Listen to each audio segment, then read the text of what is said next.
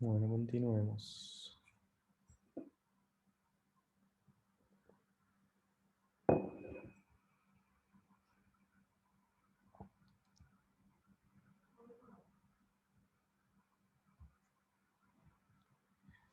Bien, estas dos formas de conectar resistencias, ¿no? En serie o en paralelo son análogas a las que ya vimos para capacitores, ¿no? Ahora, para formalizar un poco más qué quiere decir, ¿no? Porque nos vamos a encontrar, dentro de un momento van a ver, que hay casos en donde no está tan claro si dos componentes están en serie, en paralelo o ninguna de las dos, ¿no? Podría suceder. Y justamente para poder discernir eso sin lugar a dudas, es que hay que introducir una definición formal, ¿no? Entonces, dos resistencias están conectadas en serie cuando por ellas circula la misma corriente, ¿sí? Cuando la corriente que circula por cada una de ellas es la misma, es igual. Esencialmente eso sucede cuando no hay nodos en donde se pueda bifurcar la corriente. Si acá hubiera, digamos, hay un nodo, ¿no? Justo de amarillo no se ve nada. O sea, ahí hay un nodo de donde sale otro cable, por donde puede también circular corriente. Entonces, no necesariamente circula la misma corriente por ambas resistencias y no están en serie, ¿sí? Entonces, cuando no hay nodos en donde pueda bifurcarse la corriente, esa es una buena manera de expresarlo, ¿no? Entonces vamos a considerar dos resistencias, de resistencia R1 y R2, conectadas en serie, como está en el dibujo, ¿sí? Entonces viene por una corriente I, por el circuito, llega al terminal A de la resistencia R1, acá por la resistencia R1 circula en principio una corriente I1, ¿no? Llega al nodo B, y por la resistencia R2 circula una corriente I2.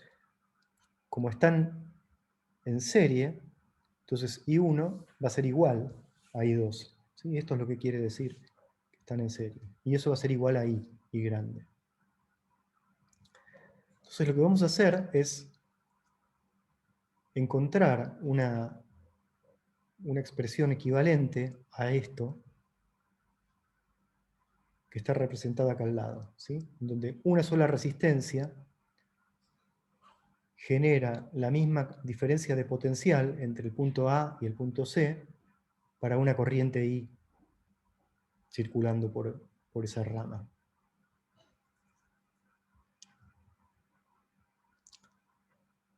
Entonces, si consideramos ¿no? cada parte por separado, calculamos primero qué pasa entre el punto A y el punto B. Entonces la diferencia de potencial entre B y A, BB menos BA, va a ser menos I1 por R1, ¿no? Porque esto es un material óhmico. Cuando uno habla de una resistencia, en general está ya asumiendo eso, ¿no? Entonces, esta diferencia de potencial va a ser menos I1 por R1, por la ley de Ohm. Y como I1 es igual a I, en realidad esto es menos I por R1, ¿no? En la resistencia R2, entonces vamos a tener una diferencia de potencial entre el punto C y el punto B, BC menos BB, que va a ser menos I2 por R2, o de nuevo, la corriente I2 es igual a I menos I por R2. Entonces ahora si calculamos la diferencia de potencial total, ¿no? Entre A y C, BC menos BA va a ser, podemos, ¿no? intercalar un V sub B sumando y restando. Entonces BC menos BA va a ser BC menos BB más BB menos BA. Reemplazando por las expresiones usando la ley de Ohm, esto es menos I por R1 menos I por R2, y sacando factor común menos I es menos I por R1 más R2. Entonces así vemos que uno puede introducir una resistencia equivalente entre el punto A y el punto C, que sea R1 más R2, ¿sí? De manera que la diferencia de potencial entre C y A es la misma, ¿no? Delta V va a ser menos I por la resistencia equivalente, que es R1 más R2, entonces me da la misma diferencia de potencial. Para la corriente dada, ¿no? Para una corriente I.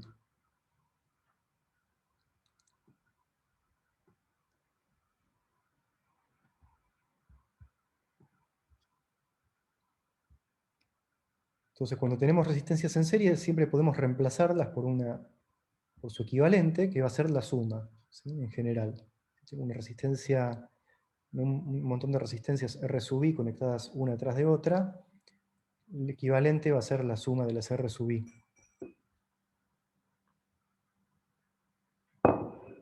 Y fíjense que como las R sub I son todas positivas, entonces la resistencia equivalente es mayor o igual que las R sub I para todo I, ¿sí? Porque le estoy sumando cosas positivas.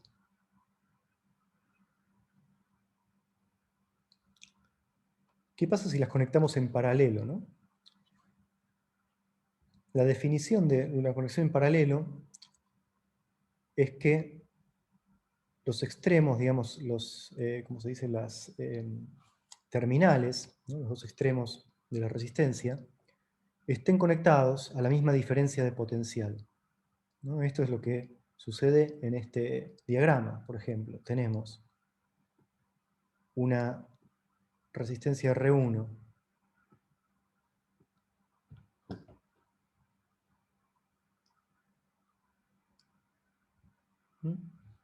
no sé qué está pasando acá, no dibuja, una resistencia R1 entre los puntos A y B, y una resistencia R2 que también está entre los puntos A y B, y por lo tanto está conectada a la misma diferencia de potencial. Entonces, esta configuración la voy a poder reemplazar por una equivalente, conectando entre el terminal A y B una resistencia R sub B que vamos a calcular cuánto vale en un momento, ¿sí?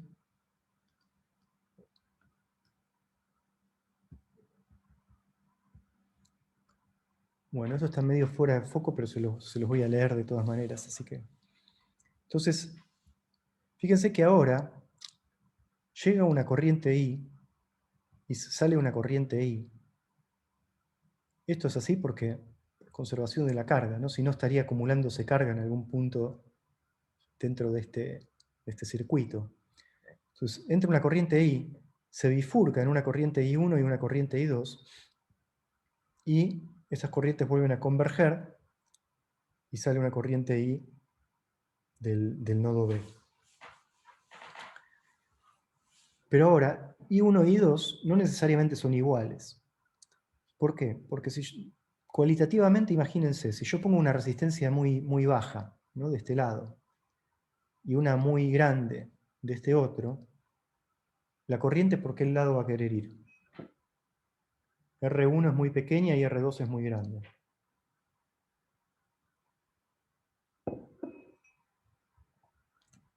Aventuren alguna respuesta, ¿qué les parece?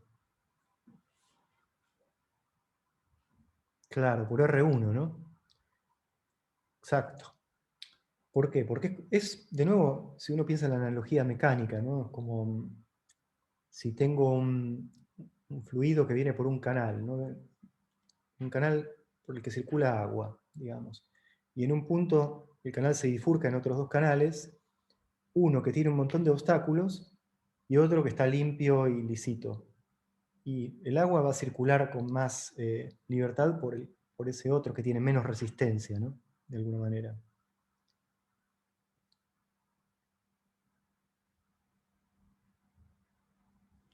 Ah, mira que es una buena pregunta, ¿eh? Lautaro dice, al haber pérdida de energía, ¿no? En las resistencias, ¿no puede pasar que la corriente que salga sea menor que I? Y acá, claro, quizás lo que confunde un poco es la terminología. Imagínate que hacemos una caja, ¿no? A ver, encerramos esto en una caja.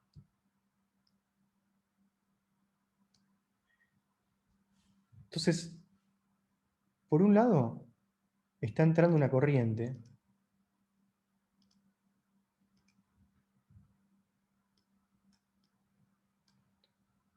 Y por el otro lado está saliendo.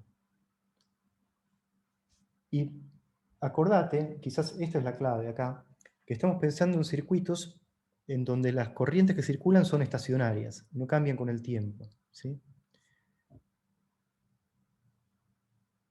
Entonces, si esta corriente que entra fuera distinta de la que sale, entonces habría una acumulación de cargas, o una, ¿cómo se dice? Un vaciamiento de cargas, que sería una acumulación de cargas de sentido contrario, en esta región, ¿sí? Entonces, las corrientes no podrían ser estacionarias, porque aparecerían campos que se opondrían a estas corrientes. Entonces, tiene que ver con eso, ¿no? O sea, o con la conservación de la carga, si querés, que toda la carga que está entrando por acá tiene que salir por el otro lado, ¿sí? No hay ningún otro camino posible para las cargas en este circuito. Entonces, por más que se está disipando energía, eso quizás es lo que confunde un poco.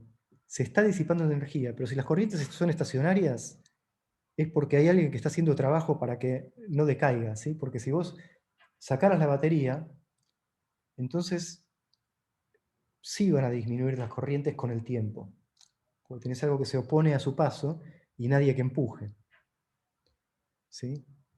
No sé si esto te aclara un poco la pregunta. Ok.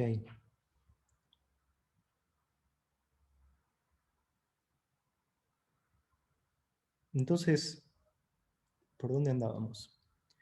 Las corrientes I1 e I2 no necesariamente son iguales, ¿ok?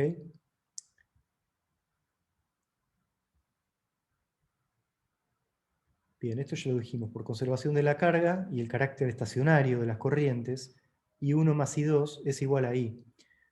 Entonces, I1 más I2 es igual a I en este nodo y vuelve a ser igual a I en este otro que sale, ¿sí? Y bueno, por otro lado, el otro dato clave acá es que las terminales de las resistencias están al mismo potencial, ¿no? Porque están unidas a los mismos nodos, el nodo A y el nodo B. Entonces, la diferencia de potencial tiene que ser la misma en ambas resistencias. Acá dice están en serie y está mal esto. Están en paralelo. Vamos a corregir, ya de paso que lo vamos a escanear.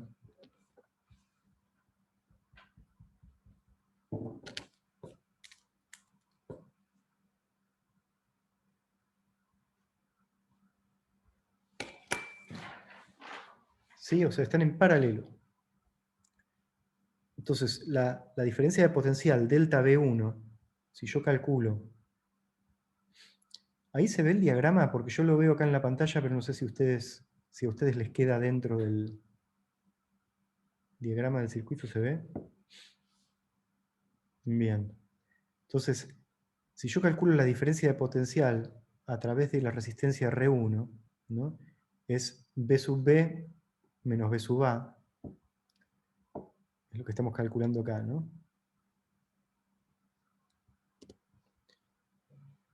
Ese delta B, porque delta B1 va a ser igual a delta B2 eventualmente, es menos I1 por R1.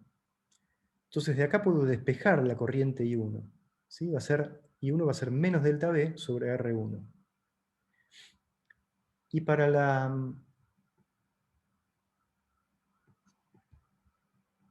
resistencia 2,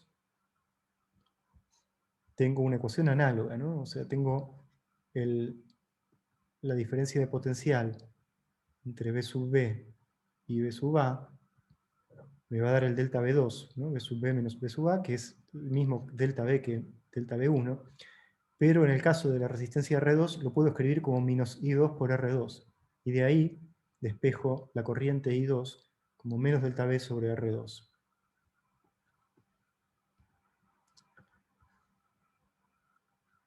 Entonces, juntando estas expresiones, fíjense, la corriente I va a ser la suma de I1 más I2, y a estas corrientes las escribo en función de las diferencias de potencial. Va a ser menos delta V sobre R1, menos delta V sobre R2. Acá sacamos factor común menos delta V, y queda menos 1 sobre RE por delta V, ¿no? Donde definimos este 1 sobre RE como la suma de 1 sobre R1 más 1 sobre R2. Entonces, esto define la resistencia equivalente, que también la podemos escribir de esta manera, ¿no? Despejando, es R1 por R2 sobre R1 más R2. La resistencia equivalente que yo tengo que poner entre los terminales A y B para que la diferencia de potencial delta V sea la misma cuando hay una corriente I que pasa por ese elemento del circuito. ¿Sí? Ese es como el concepto que define la resistencia equivalente. Entonces, en este caso, como la resistencia equivalente, fíjense, queda definida en términos de las inversas, ¿no? 1 sobre la resistencia equivalente es 1 sobre R1 más 1 sobre R2. Entonces, 1 sobre RE siempre va a ser mayor que 1 sobre RI, porque le estoy sumando cosas positivas. Entonces, despejando esto, lo que tenemos es que RE es siempre menor que las RI de una configuración en paralelo. O sea, la resistencia equivalente que tengo, ¿no?, que poner entre A y B es menor que R1 y que R2. Porque vale para todo I esto.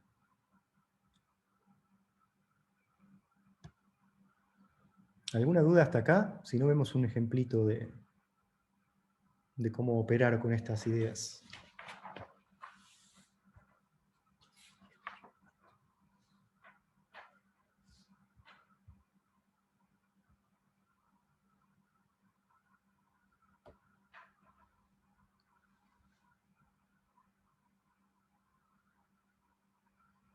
Bien, entonces imagínense un circuito bien horrible como esto. De nuevo es un circuito abierto, ¿no? Porque tengo el... Voy a achicar esto un poco a ver si...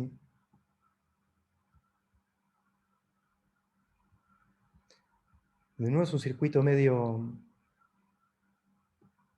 perdón, un circuito abierto porque entre este punto y este otro no estoy diciendo que está conectado. Pero yo quiero ver si puedo reemplazar todo este bardo por algo más sencillo, ¿sí?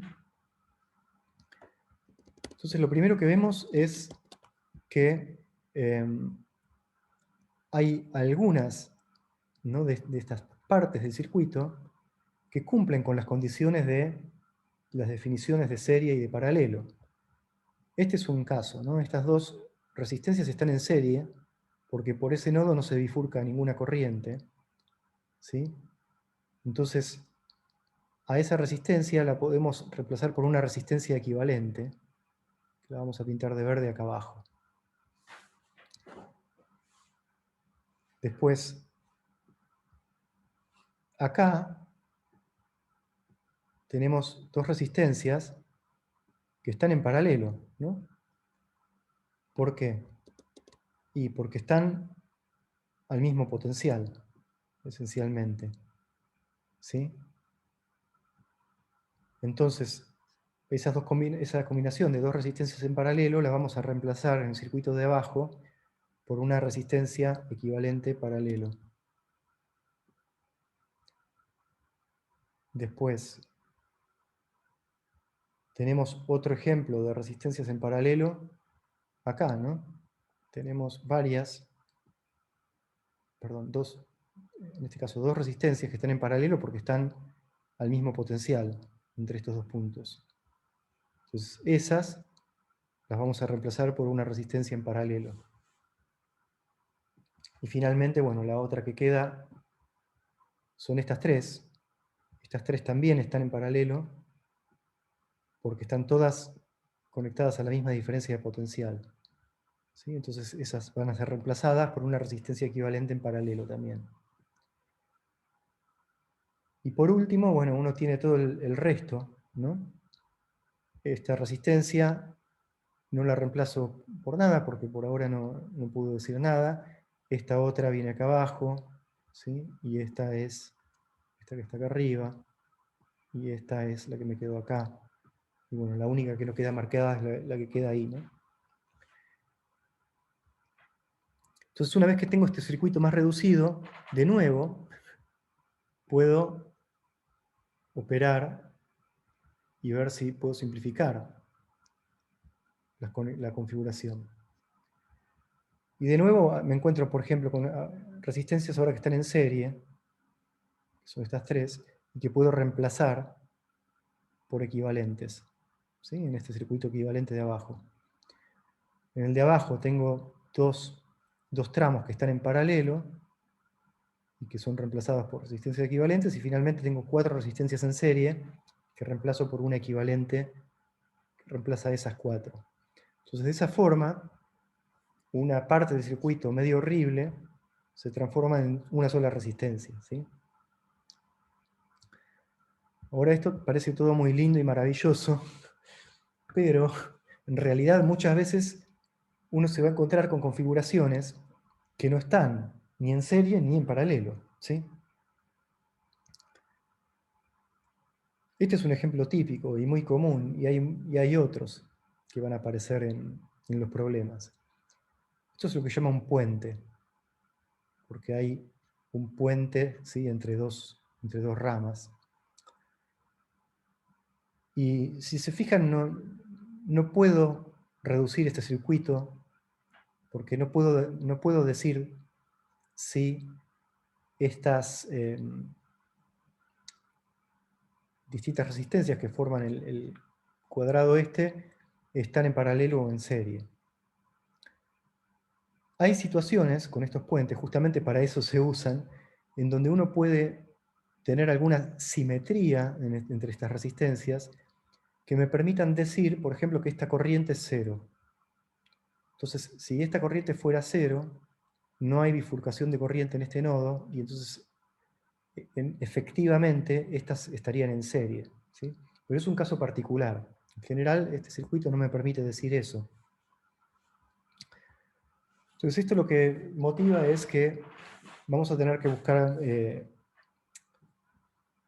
formas más generales, ¿sí? Para resolver este tipo de problemas, y hay unos cuantos métodos muy sistemáticos para resolver circuitos arbitrarios, ¿sí? Entonces hoy vamos a ver como los primeros pasos en esa dirección, y la clase que viene vamos a formalizar los dos métodos más usados que hay. Y bueno, en la práctica van a tener un montón de problemas para aplicarlos. Entonces, una observación antes de ir a los primeros lineamientos de estos métodos, es esta idea de equivalencia topológica, ¿sí? Que ya apareció un poco cuando reescribí este circuito.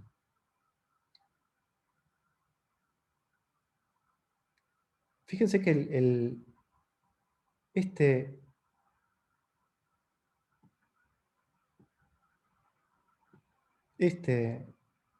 esta porción del circuito que yo dije, esto está en paralelo, no es exactamente igual al dibujo que habíamos visto como ejemplo de paralelo, que era este, ¿sí?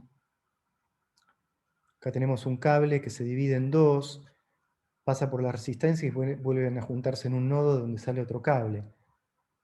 Esto pareciera ser diferente, porque viene un cable que se divide en dos, pero después acá esto gira, ¿no? Y entonces tiene una forma distinta. Y lo mismo es este caso, ¿no? O sea, acá tenemos un caso que es más el que habíamos dado como definición de paralelo, pero ¿qué pasa con esto? Bueno, acá la clave es que los hilos, ¿no? que conectan los terminales son siempre ideales como conductores y por lo tanto equipotenciales. Entonces, toda esta línea rosa está a un potencial. Y toda esta línea roja también está al mismo potencial. Entonces esto satisface la definición de conexión en paralelo. Muchas veces se van a encontrar en problemas, o a veces cuando uno mismo dibuja un circuito, con configuraciones que son un poco engañosas, ¿no? Este es un ejemplo, cuando aparece una rama cruzada como esta que hay acá. Entonces, estas tres resistencias, ¿están en serie, en paralelo, o ninguna de ambas? Entonces, muchas veces es útil redibujar el circuito usando como se dice, la idea de equipotencial. Entonces, en este caso, por ejemplo, el punto A está unido por un conductor ideal al punto B, ¿sí? Es este hilo. Entonces, estos puntos en realidad es como si fueran uno solo. Yo los puedo dibujar como un solo, ¿no? Es como si estuvieran en contacto en realidad. Entonces así uno puede ver que este diagrama, digamos, es equivalente a algo que uno podría dibujar de esta manera. Y esto sí es como más obvio que estamos hablando de una configuración que está en paralelo, ¿no? Entonces se dice que son topológicamente equivalentes estos dos circuitos.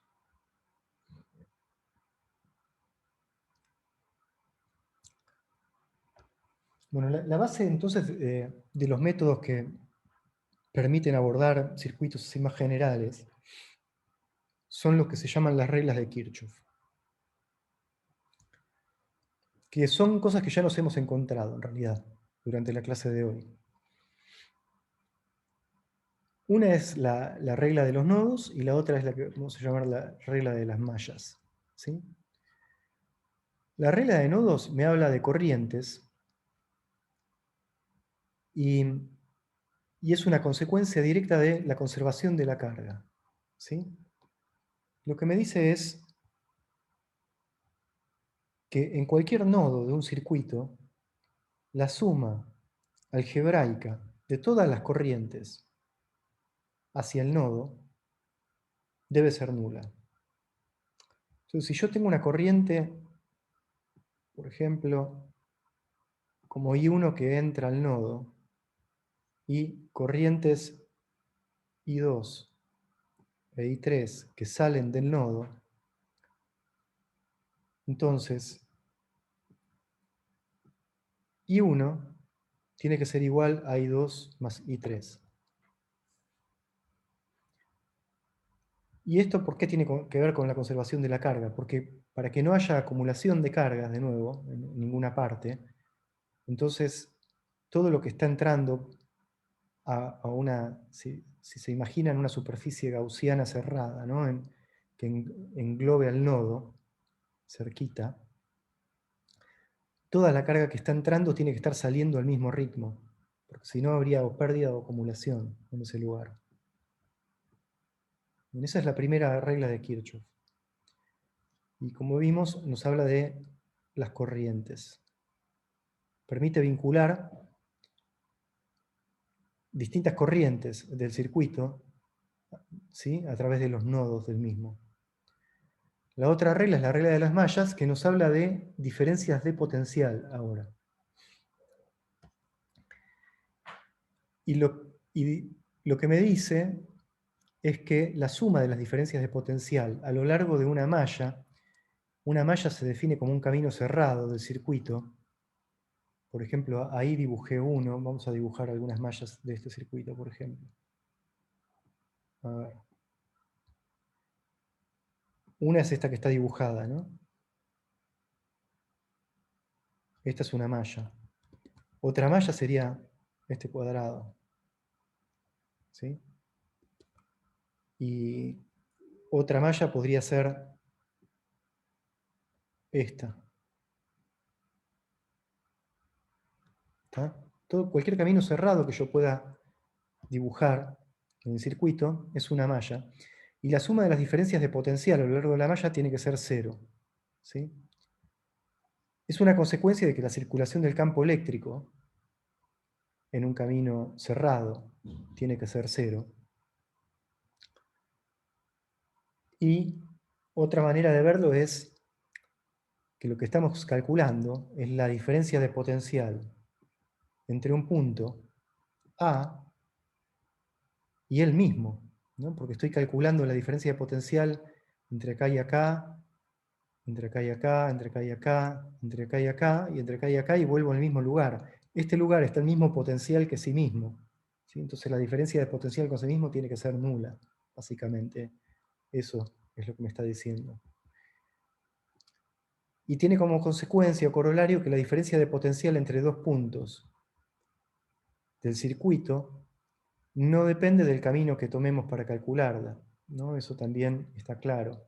La diferencia de potencial entre este punto y este punto es la misma si yo la calculo por acá que si la calculo por acá, ¿no? O que si la calculo por acá, para el caso. En todos los casos tengo que obtener la misma diferencia de potencial. Entonces, estas dos reglas, fíjense, hay una que me relaciona diferencias de potencial y en esas diferencias de potencial, cuando yo las escriba formalmente, van a aparecer las resistencias y las corrientes, ¿no? Y la otra que me vincula las corrientes de distintas ramas del circuito.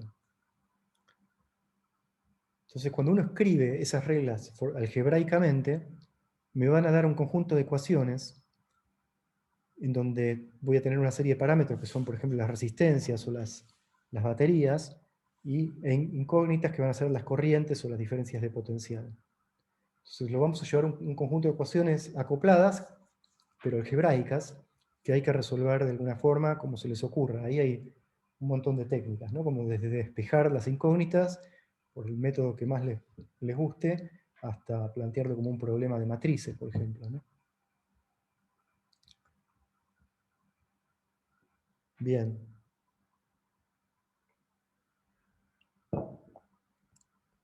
Con eso terminamos por hoy. Brevemente quiero mostrar un ejemplito sobre cómo uno aplica cómo construye uno este sistema de ecuaciones. Pero la clase que viene vamos a entrar más formalmente a aplicaciones de estas reglas y a distintas formulaciones, distintos métodos para resolver problemas completamente generales, ¿sí? Entonces el ejemplo, para empezar, es este circuito que está dibujado, en donde tengo dos baterías, ¿sí? Esta que llamé la FEM1 y la FEM2. Tengo una resistencia R1, una resistencia R2 y una resistencia R3, ¿sí? Está conectado el sistema de esta forma. Supongamos que conocemos los R sub i y los epsilon sub i. Y lo que queremos calcular son las corrientes I sub i. Entonces lo primero que uno tiene que hacer es plantear una dirección de circulación para las corrientes.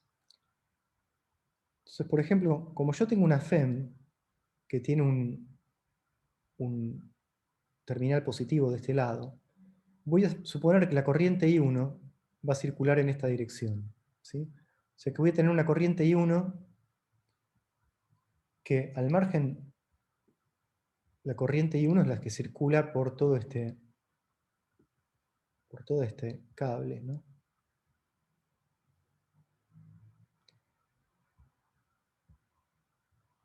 Después,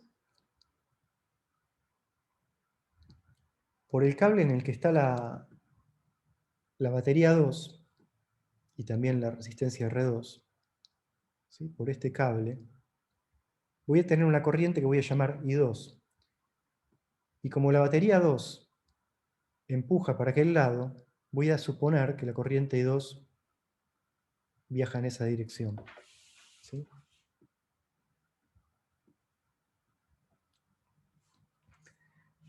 Pero quiero remarcar acá que a esta altura, esto es una suposición que estamos haciendo. Y podría ser equivocada esta suposición. Ahora, si estuviera equivocada, lo único que va a pasar es que cuando yo calcule las corrientes, van a tener un signo negativo, ¿sí? Si las corrientes me dan positivas, quiere decir que yo supuse bien la dirección de circulación. Si me dan negativas, quiere decir que en realidad están circulando en el otro sentido. Pero para empezar a plantear las ecuaciones tengo que suponer una dirección de circulación. Bueno, y acá me falta una rama, ¿no? La rama del medio.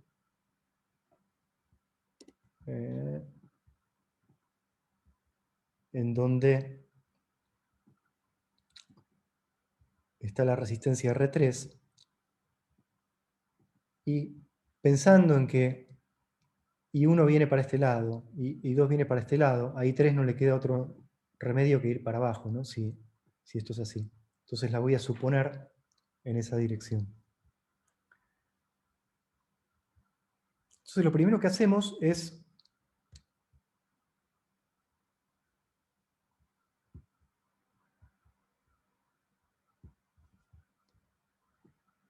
considerar lo que pasa en este nodo,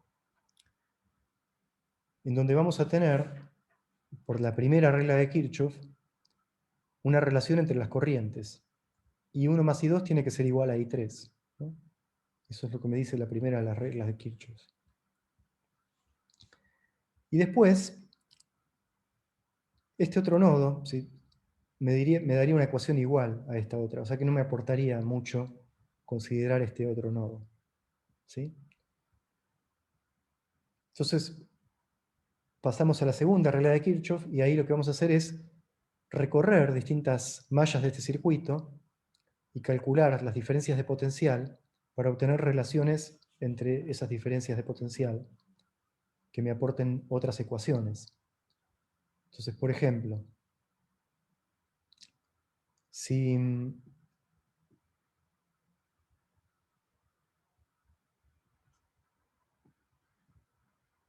partimos de este punto, ¿sí?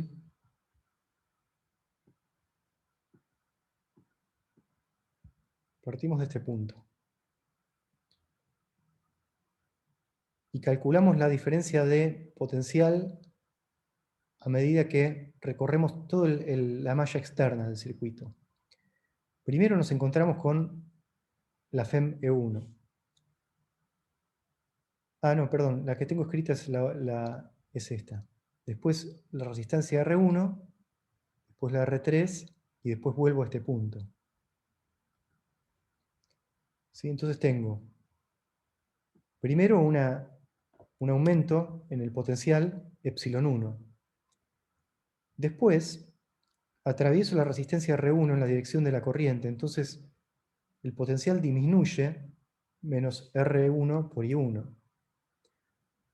Después atravesamos la resistencia R3 también en la dirección de la corriente I3 que planteamos. Entonces de nuevo tengo una caída en el potencial R3 I3. Y después vuelvo al punto de donde partí. Entonces esto tiene que ser igual a 0. ¿Me siguieron ahí?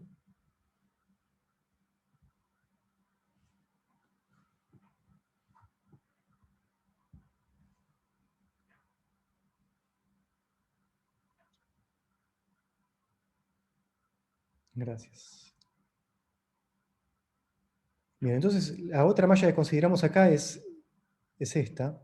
De nuevo parto debajo de la batería, ¿sí? Y la recorremos en este sentido.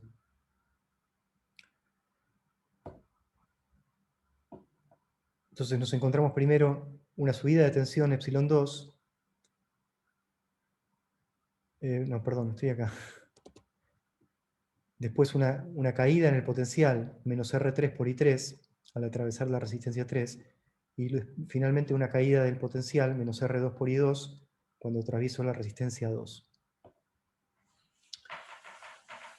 Entonces, en todo esto, fíjense, estoy haciendo otra lección bastante arbitraria, que es en qué dirección yo recorro las mallas. ¿Sí? Esta lección también es arbitraria. Yo podría haber recorrido la malla en la otra dirección. ¿Qué pasa si uno hace eso? Vamos a plantear esa idea. ¿Qué pasa si yo, en vez de recorrer la malla en esta dirección, para esta segunda ecuación, digamos que empiezo en este punto, ¿sí?, y lo recorro en la dirección contraria. Voy contra la corriente y vuelvo al mismo punto. Bien, lo que va a pasar es que esta ecuación, lo primero que nos encontramos, primero cuando salgo en aquella dirección, es la resistencia R3, ¿no? Pero fíjense que ahora la estoy atravesando en contra de la corriente I3 que yo supuse en esa rama. Entonces, en vez de menos R3 por I3, lo que va a aparecer acá es un más. ¿Por qué? Porque si la corriente está yendo de este nodo a este nodo, ¿sí? El potencial sube al atravesar esta resistencia. ¿Lo ven? Entonces, cuando uno atraviesa una resistencia, ¿no? Recorre una resistencia en contra de la dirección de la corriente que supuso, que planteó, tiene que tener cuidado de que va a aparecer un signo más ahí. Ahora, después de atravesar la resistencia R3, me encuentro con la batería epsilon 2. Y ahora, si bien esta batería genera una diferencia potencial positiva entre este punto y este, ahora la estoy cruzando al revés. Entonces lo que me encuentro ahí, esto no me deja editar la expresión esa, bueno.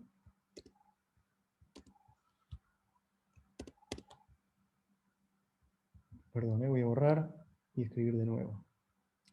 Entonces lo primero que nos encontramos es más R3 por I3. Lo segundo que nos encontramos es menos E2, ¿sí? Menos la FEM2. ¿Por qué? Porque estoy yendo de del lugar de mayor potencial al de menor potencial, ¿sí? Estoy atravesándolo al revés. Acá tenía un signo positivo porque la atravesaba en la dirección en que el potencial aumentaba. Y finalmente atravieso la resistencia R2, de nuevo, en contra de la corriente I2 que yo supuse. Entonces, esto es más R2 por I2. Y al cabo llegamos al punto de partida, con lo cual esto tiene que ser 0. Entonces, como pueden ver, esta ecuación que encontramos, en realidad es equivalente a esta otra. ¿Sí? Está con el signo cambiado. Recorrer una malla en la dirección opuesta lo que nos entrega es una ecuación que tiene todos los signos cambiados, básicamente.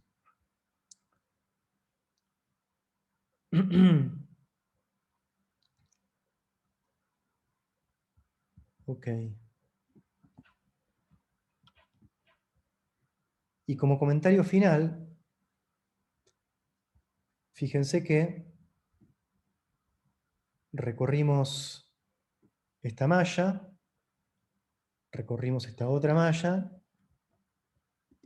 podríamos ahora recorrer esta tercera malla. Sin embargo, dos cosas a considerar. La primera es que en este sistema de ecuaciones tenemos tres incógnitas, que son I1, I2 e I3, y ya tenemos tres ecuaciones que deberían definir completamente el valor de esas tres incógnitas. Y la segunda es que esa tercera ecuación que yo podría encontrar si recorro la malla exterior, va a ser una combinación lineal de estas dos, en donde en una de estos recorridos sumaba esto y en el otro lo resto, ¿no? Entonces,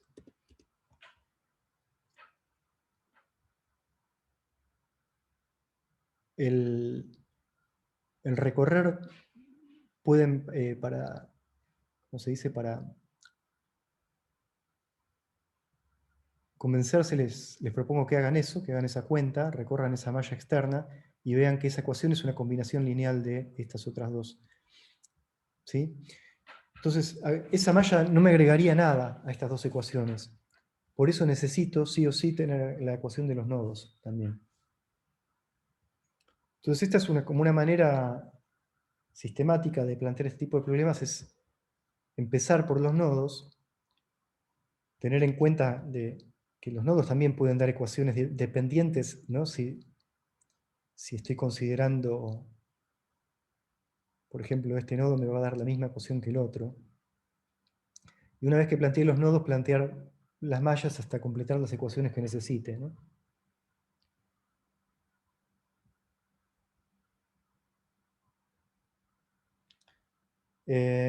Lautaro pregunta si tuviera una resistencia más. Bueno, pero en este problema, este es un problema en donde estoy suponiendo que conocemos, ¿no? las resistencias y las FEMS. Son datos, no son incógnitas. Si yo te doy el problema así sin decirte quiénes son las resistencias y si vas a no puedes calcular nada porque tenés más incógnitas. O sea, el problema tiene que estar bien definido, ¿no? para que se pueda resolver.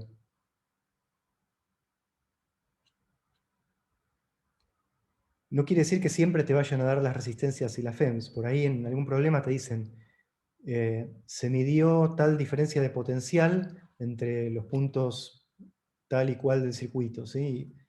Y en realidad no conoces R3, pero conoces ese dato. Entonces por ahí eso te permite calcular, como para variar un poco las cuentas que uno hace. Si no, pueden ser medio en volantes. Bueno, el problema no está terminado de resolver, eso se los dejo a ustedes también, que terminen de hacer la cuenta algebraica, pero no es más que despejar estas incógnitas, ¿no? De un sistema de ecuaciones. Bueno, yo con esto termino hoy.